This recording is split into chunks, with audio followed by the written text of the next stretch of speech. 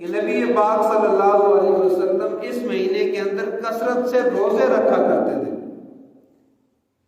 رمضان کے علاوہ نبی پاک صلی اللہ علیہ وسلم جس مہینے میں کثرت سے روزے رکھتے تھے وہ شعبان کا مہینہ تھا، اور یہی امت کو تعلیم بھی دی کہ آپ نے بھی اس مہینے کو رمضان کی تیاری میں صرف کرنا ہے اور روزے رکھنے، کثرت سے روزے رکھنے۔ پھر حضرت عائشہ صدیقہ رضی اللہ تعالیٰ عنہ ارشاد فرماتی ہیں کہ میں جو نسوانی عذر کی بنا پر جو روزے قضا ہو جاتے تھے وہ روزے میں شعبان کے مہینے میں رکھا کرتی تھی کہ آگے رمضان آنے والا ہے اور رمضان سے پہلے پہلے تاکہ وہ قضا روزے رکھ لیے جائیں۔ تو حضرت عائشہ صدیقہ رضی اللہ تعالیٰ عنہ کی اس روایت سے بھی پتہ چلتا ہے کہ شعبان کے مہینے کی کتنی بڑی فضیلت اور اہمیت ہے کہ انہوں نے اپنے قضا روزوں کے لیے جس مہینے کا انتخاب کیا وہ شعبان کا مہینہ تھا۔ پھر ایک حدیث پاک کے اندر آتا ہے کہ پورا مہینہ نبی پاک صلی اللہ علیہ وسلم روزے تو رکھا کرتے تھے، لیکن اس مہینے کے جو آخری 2 ایام تھے 28 29 یہ جو 2 دن ہوتے تھے ان دنوں میں روزہ نہیں رکھتے تھے، اور یہی صحابہ کو بھی بتایا کرتے تھے کہ ان 2 دنوں میں آپ نے روزہ نہیں رکھنا، شعبان کی 28 تاریخ کو اور شعبان کی 29 تاریخ کو ان 2 دنوں میں روزہ نہیں رکھتے تھے۔ اس کی حکمت کیا تھی؟ ایک تو یہ کہ جب تم رمضان کا استقبال کرو، رمضان کے مہینے کو پالو، جب اس کا استقبال کرو تو پورے نشاط کے ساتھ، چستی کے ساتھ، تندئی کے ساتھ تم رمضان المبارک کے مہینے کا استقبال کرو کہ روزے تسلسل کے ساتھ رکھتے ہوئے تمہارے جسم میں کوئی نکاحت کمزوری نہ آ جائے، لہذا اس وجہ سے ان 2 روزوں کو چھوڑ دیا کرتے تھے۔ ایک حکمت یہ تھی۔ دوسرا علماء کرام نے لکھا ہے کہ اللہ تبارک و تعالیٰ نے رمضان المبارک کے روزے جو اس امت پر فرض کیے ہیں ان کی تعداد 29 ہے یا 30 ہے۔ اس سے زیادہ جو تجاوز کرے گا وہ دین کے اندر نئی بات شامل کرے گا۔ تو ان 29 یا 30 روزوں کے امتیاز کے لیے نبی پاک صلی اللہ علیہ وسلم نے فرما دیا کہ 28 اور 29 شعبان کے روزے کو چھوڑ دو تاکہ رمضان کے ان روزوں میں امتیاز اور فرق واضح ہو جائے کہ یہاں سے اب رمضان شروع ہو جائے۔ ایک اس وجہ سے یہ حکمت تھی کہ رمضان کے ان روزوں کو جدا امتیاز اور فرق کے لیے ان 2 دنوں کو روزہ نہ رکھنے کی امت کو ترغیب دی، تعلیم دی۔ اس وجہ سے بھی کہ جب تم روزہ رکھتے ہو تو روزہ صبح صادق سے لے کر غروب آفتاب تک ہے، صبح صادق سے لے کر غروب آفتاب تک ہے۔ یعنی اگر کوئی شخص رات کو 12 بجے اٹھتا ہے، اس کی آنکھ کھلتی ہے، وہ یہ چاہے کہ میں ابھی سے کھانا کھا کے لیٹ جاؤں، بعد میں کون اٹھے گا؟ تو شریعت نے ایسے شخص کی حوصلہ شکنی کی ہے کہ ایسا نہیں کرنا۔ روزے کی جو وقت مقرر ہے وہ صبح صادق سے لے کر غروب آفتاب تک کا ہے۔ شریعت نے وہ جو دورانیہ مقرر کیے روزہ وہی ہے۔ تم نے جلدی سیری کر کے اپنے آپ کو مشکل میں ڈالا کہ روزے کا دورانیہ اپنے لیے خود تم نے بڑھا دیا کہ اللہ نے تمہارے لیے اس روزے کے دورانیے کو کم کیا تھا۔ صبح صادق سے لے کے غروب آفتاب تک کا جو ٹائم تھا وہ روزے کا ٹائم تھا، اور آپ رات کو 12 بجے اٹھ کے آپ نے سحری کر لی تو اپنے آپ کو مشکل میں ڈال لیا، زیادہ دیر آپ کو بھوکا رہنا پڑے گا۔ تو یہ شریعت ایسے شخص کی حوصلہ شکنی کرتی ہے، نہ کہ اس کی حوصلہ افزائی کرتی ہے کہ آپ نے سحری کرنی ہے آخر وقت میں۔ اور افطار کے اندر بھی ایک حدیث پاک کے اندر آتے ہیں کہ آپ نے افطار میں جلدی کرنی، جیسے ہی غروب آفتاب ہوا فوراً آپ نے روزے کو افطار کرنا ہے۔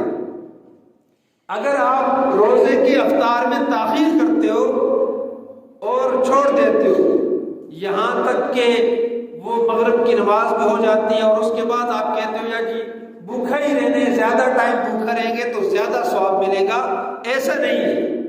بس غروب آفتاب ہو جائے تو فوراً روزہ افطار کر لو کہ اللہ کو تمہارا بھوکا رہنا نہیں چاہیے۔ دین نام ہے اتباع کا اور اللہ کے حکم کی اتباع کا۔ اللہ کا حکم یہ ہے کہ صبح صادق سے لے کے غروب آفتاب تک بھوکا رہنے، تو بس اس سے ٹائم کو تجاوز نہیں کرنا۔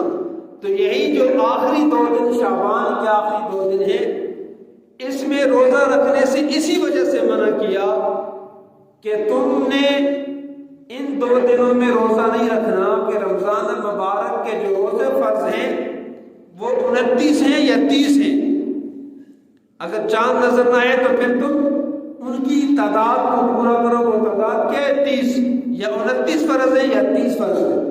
تو اس سے تجاوز نہ کرو، اس لیے آخری 2 دن تم روزہ نہ رکھو اس امتیاز کے لیے۔ پھر شعبان کے اس مہینے کے بہت سے فضائل ہیں۔ نبی پاک صلی اللہ علیہ وسلم کے متعلق آتا ہے کہ حضرت عائشہ صدیقہ رضی اللہ تعالیٰ عنہ ارشاد فرماتی کہ ایک شب میں رات کو اٹھی تو میں نے نبی پاک صلی اللہ علیہ وسلم کو اپنے بستر پر نہ پایا، تو میں بڑی پریشان ہوئی، میں نے اٹھ کے تلاش کرنا چاہا تو نبی پاک صلی اللہ علیہ وسلم موجود نہ تھے۔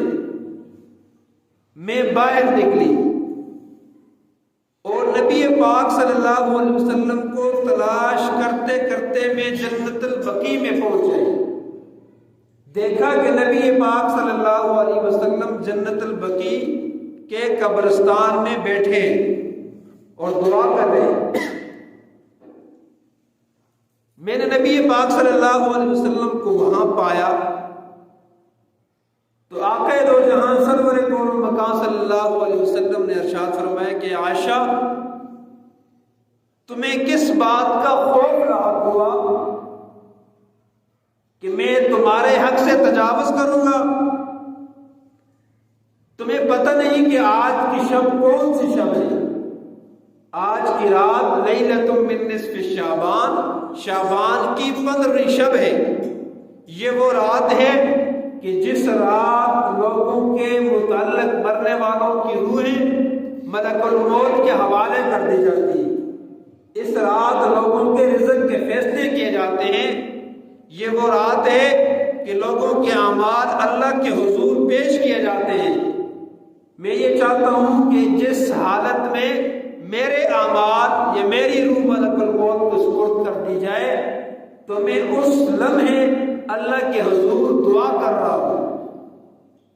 تو یہ ایک تو اس حدیث کے متعلق محدثین نے لکھا ہے کہ یہ نبی پاک صلی اللہ علیہ وسلم نے اپنے اس عمل کو یعنی شعبان کی 15ویں شب قبرستان جانے کے اس عمل کو مخفی رکھا، چھپا کے رکھا، حتیٰ کہ اپنی زوجہ کو بھی نہیں بتایا، اپنی بیوی کو نہیں بتایا کہ میں اس رات قبرستان جا رہا ہوں۔ پھر نبی پاک صلی اللہ علیہ وسلم نے صحابہ میں سے کسی صحابی کو ترغیب نہیں دی کہ آپ نے شعبان کی اس رات قبرستان جانا ہے۔ یہ 2 چیزیں، ایک کہ اس بات کو مخفی رکھنا، چھپا کے رکھنا کہ اپنی زوجہ کو بھی نہ بتانا، اور کسی بھی صحابی کو ترغیب نہ دینا، یہ اس بات کی دلیل ہے کہ یہ امت کے لیے یہ عمل نہیں ہے۔ یہ عمل صرف اور صرف نبی پاک صلی اللہ علیہ وسلم کے ساتھ خاص ہے۔ امت کے لیے یہ ضروری نہیں کہ وہ اس رات قبرستان جائے۔ پھر بعض محدثین نے لکھا ہے کہ یہ نبی پاک صلی اللہ علیہ وسلم کا یہ عمل پوری زندگی میں ایک مرتبہ ایسا کرنا ثابت ہے، یعنی نبی پاک صلی اللہ علیہ وسلم کی 63 سالہ زندگی کے اندر صرف ایک مرتبہ ایک سال ایسا کرنا نبی پاک صلی اللہ علیہ وسلم سے ثابت ہے۔ اگر کوئی شخص زندگی میں ایک مرتبہ سنت سمجھ کے ایسا کر لیتا ہے تو اس میں علماء نے لکھا ہے کہ اس کے لیے کوئی مذائقہ نہیں۔ اگر وہ زندگی میں کسی ایک شب رات کو اٹھ کے وہ قبرستان چلا جاتا ہے اور اپنے مرنے والوں کے لیے مغفرت کی دعا کرتا ہے، ان کے لیے فاتحہ خوانی کرتا ہے، دعا کرتے ہیں، تو شریعت میں اس کا کوئی مذائقہ نہیں، لیکن اس کو معمول نہیں بنانا چاہیے۔ تو پھر یہ لیلۃ من نصف شعبان کی 15ویں شب کی عبادات کیا ہے؟ اس رات کی کوئی مخصوص عبادت شریعت نے وضع نہیں کی کہ اس رات آپ نے یہ عبادت کرنی ہے، ایسا کرنا ہے۔ نبی پاک صلی اللہ علیہ وسلم سے ثابت ہے اس رات عبادت کرنا۔ وہ عبادت آپ کوئی بھی کر سکتے ہو، نفل پڑھ سکتے ہو، قرآن پاک کی تلاوت کر سکتے ہو، اللہ کے حضور دعا کر سکتے ہو، گریہ و زاری کر سکتے ہو، تسبیح و تحلیل کر سکتے ہو، اللہ کو منا سکتے ہو، اللہ سے اپنے لیے مغفرت مانگ سکتے ہو، اس وجہ سے کہ اس رات اللہ تبارک و تعالی آسمان دنیا پر جلوہ گر ہوتے ہیں اور منادی یہ اعلان کرتا ہے کہ ہے کوئی مغفرت چاہنے والا کہ اس کے گناہوں کو معاف کر دیا جائے، ہے کوئی رزق کا متلاشی کہ اس کو رزق دیا جائے، ہے کوئی مصیبتوں سے پناہ مانگنے والا کہ اس کو عافیت کی زندگی دی جائے۔ یہ اس رات منادی اعلان کرتا ہے، اللہ تعالیٰ آسمان دنیا پر ہوتے ہیں، تو اس وجہ سے اس رات کی یہ عبادتیں کہ نفلی عبادت آپ کو جو بھی عبادت آسان لگے، شریعت نے کوئی قید نہیں لگائی کہ آپ نے یہ عبادت کرنی ہے، جو عبادت آپ کو آسان لگے وہ عبادت آپ کر سکتے ہیں۔ پھر اس رات کی کوئی اجتماعی عبادت نہیں، یعنی جس طرح ہم جو عبادت کرتے ہیں جمعۃ المبارک کے آج کے دن جو اجتماعی عبادت ہے کہ ہم سارے مل کے مسجد میں جمع ہوتے ہیں اور دوبانہ ادا کرتے ہیں، 2 رکعت جمعے کے ادا کرتے ہیں، یہ اجتماعی عبادت ہے۔ اس طرح اس رات کی کوئی اجتماعی عبادت نہیں، اور نفلی نماز تو اجتماعی ہے ہی نہیں۔ شریعت نے منع کیا ہے کہ کسی بھی نفلی نماز کو آپ جماعت کے ساتھ نہیں پڑھ سکتے ہو، جیسے کہ صلاۃ التسبیح وہ نماز کہ نبی پاک صلی اللہ علیہ وسلم کی اس نماز کے متعلق حدیث ہے کہ اپنے چچا سے فرمایا تھا کہ زندگی میں پہلے تو کوشش کرو کہ روزانہ پڑھو، یا ہفتے میں ایک دن پڑھو، یا مہینے میں ایک دن پڑھو، یا سال میں ایک دن پڑھو، اگر نہیں کر سکتے تو زندگی میں اس نماز کو ایک مرتبہ ضرور پڑھو۔ تو وہ نماز اس رات میں عموماً لوگ ایسا کرتے ہیں کہ اجتماعی اس کی جماعت کرتے ہیں، تو اس کی جماعت کرنا چاہے تھی۔ وہ نماز انفرادی نماز ہے، آپ الگ سے سیکھیں، اس میں تیسرا کلمہ ایک اضافی پڑھنا ہوتا ہے، تو وہ آپ الگ سے انفرادی نماز، ہاں آپ مسجد میں آ کے انفرادی پڑھ سکتے ہیں تو پڑھیں، شریعت نے منع نہیں کیا، آپ گھر میں پڑھیں تو بھی جائز ہے، مسجد میں آ کے پڑھیں تو بھی جائز ہے، لیکن انفرادی پڑھنی ہے، جماعت کے ساتھ اس نماز کو نہیں پڑھنا۔ پھر آپ تلاوت کریں، پوری رات بیٹھ کے تلاوت کریں، آپ پوری رات کھڑے ہو کے لمبی لمبی رکھتے نفل پڑھ سکتے ہیں، آپ پوری رات بیٹھ کے آپ دعا کریں، اللہ کو منائیں کہ اس رات آپ کی روح کو ملک الموت کے سپرد کر دیا جا رہا ہے، تو آپ دعا کریں۔ آپ کی مستقبل کے فیصلے اللہ تبارک و تعالیٰ فرشتوں کے حوالے کر رہے ہیں، تو آپ اللہ سے دعا کریں، اپنے لیے اپنے رب سے اچھے فیصلے کروائیں۔ تو اس رات آپ اللہ سے اپنے لیے مغفرت کی دعائیں مانگیں۔ اس رات اللہ تبارک و تعالیٰ حدیث پاک کے اندر آتے ہیں کہ اتنے لوگوں کی مغفرت فرماتے ہیں، حدیث پاک کے اندر آتے ہیں کہ جیسے بنو کلب کی بکریوں کے بالوں کے برابر۔ بنو کلب ایک قبیلہ تھا، اس کی بکریاں بہت زیادہ تھیں، تو نبی پاک صلی اللہ علیہ وسلم نے فرمایا کہ اللہ تبارک و تعالیٰ اتنے لوگوں کی بخشش فرماتے ہیں جتنے اس قبیلے کی بکریوں کے بال تھے۔ تو بکریوں کے بالوں کو کوئی شمار کر سکتے؟ کوئی نہیں گن سکتا، اور کو شمار نہیں کیا جا سکتا۔ تو اس لیے یہ بڑی رات ہے، بخشش کی رات ہے، اس لیے اپنے رب سے اپنے لیے بخشش کے فیصلے کروائیں۔ بڑی مقدس راتیں آ رہی ہیں، یہ شعبان کی 15ویں شب، اور اس کا جو اگلا دن ہے شعبان کے بعد کا جو اگلا دن ہے، میں آخری بات کر کے اپنی بات کو ختم کرتا ہوں۔ ایک تو یہ شعبان کی 15 شب ہے، 14 اور 15 کی درمیانی شب ہے، اس رات میں تم نے عبادت کرنی ہے۔ اس کے بعد آنے والا جو دن ہے وہ 15 کا دن ہے۔ اس کے متعلق حدیث کے اندر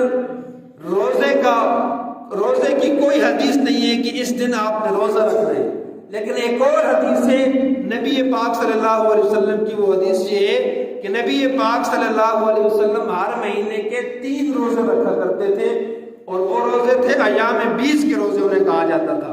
وہ روزے تھے 13، 14 اور 15، یعنی چاند کی 13 تاریخ کا، 14 تاریخ کا اور 15 تاریخ کا۔